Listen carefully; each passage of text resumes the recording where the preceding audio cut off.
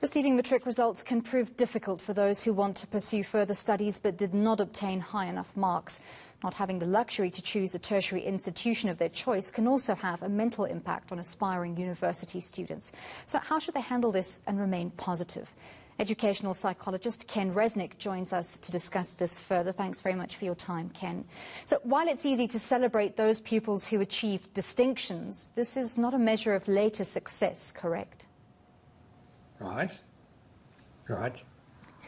Tell us a little bit more. Can you elaborate so that those students who are left in the middle of that chunk of people who did not achieve remarkable results and might be a little bit disappointed, to give them a little bit of hope that, the likes of Richard Branson, Mark Zuckerberg, they didn't do very well at school, so it's not all lost, right?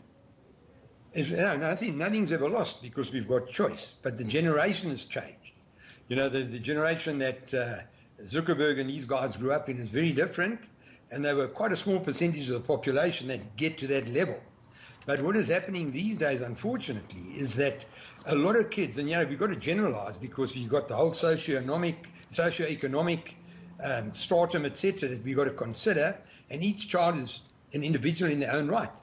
The thing is that I've got a belief that obviously the situation might be difficult, but if kids really want to, they can. But I think what's happening these days, and I suppose especially with COVID, I think the gap, where they had to learn at home, the children that weren't that self-disciplined, the children that were sort of sidetracked playing a lot of these games, etc., would have really had a problem trying to study and discipline themselves and so on.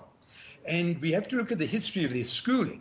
Have they just been pushed through, etc.? But the important thing is, do they have the passion to want to go and do something? Because what I've observed lately is a lot of kids don't have the passion. They've got more of a feeling of expectation. And very few of them have made a decision. And this is a huge decision on what career to do. So if they're uncertain, because I think not that many kids are certain, they need to first investigate what they'd like to do. I think the Department of Labour, if they can afford it, they could have a career assessment that could give them some type of guidance and a road ahead. And again, it depends on exactly how much how involved the parents are regarding encouraging the child to go further. But every child has got ability, and every child should have the self-discipline to want to learn. So I always am concerned with the kids, especially the ones that haven't got a university pass, etc., looking at their school history, looking at how they've approached school, because, the standards are not that great in order just to pass. And have they even thought about a career? Because a lot of kids haven't thought about a career. Or there's a generation that really believe that gaming is going to be a big career.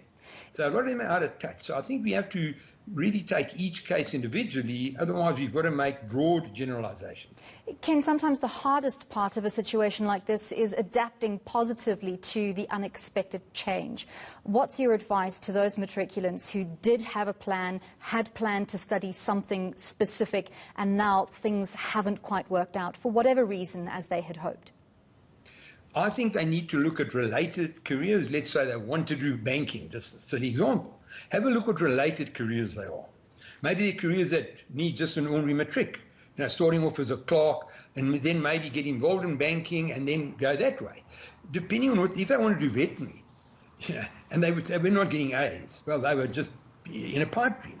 But I think they've got to look at what related careers their specific interests are if they had a specific interest, like accounting might have been. But there are lots of related careers where you don't need the matric, but you can at least start, maybe as a clerk, start something part-time, and then either improve your matric marks and then see if this is what you really wanted to do.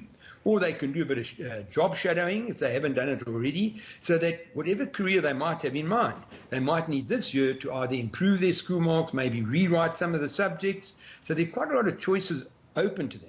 But I do think they need a bit of guidance. I think that with somebody that really knows what they're doing, you've got to look at how strong the parenting influence is. If the parents are insisting they've got to go and work, how encouraging the parents are, how much freedom they've got to choose. So there are a lot of factors that come into it. But certainly if they Google a specific career that they might have wanted to do, didn't quite get the marks, there will have been related careers to that which may not have required the high standard that was expected. Ken, nobody wants to take a step back and redo a year, but what are some of the benefits of redoing Matric?